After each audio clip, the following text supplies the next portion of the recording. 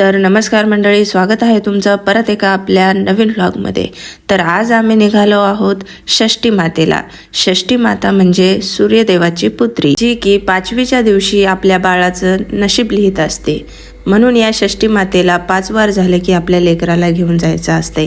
पहिला आशीर्वाद हा षष्ठी मातेचा घेऊनच मग इतर देवदेवतांचा आशीर्वाद आपल्या लेकराला घ्यायचा असतो. तर ही आहे माझ्या माहेरची म्हणजेच सेनगावची सटवाई. तर इथे आल्याच्या नंतर आम्ही सटवाईची पूजा वगैरे करून घेतली आणि सोबतच नैवेद्य सुद्धा अर्पण करून घेतले.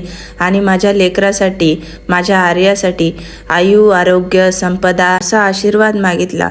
सोबतच आर्याची मोठी बहीण म्हणजेच माही सोबत होती आणि आर्याचा आणि माहीचा मामा सुद्धा आमच्या बरोबर होता. आता इथून मला माझ्या सासरी परत गेल्याच्या नंतर तिथल्या सुद्धा षष्ठी मातेला जायचं आहे.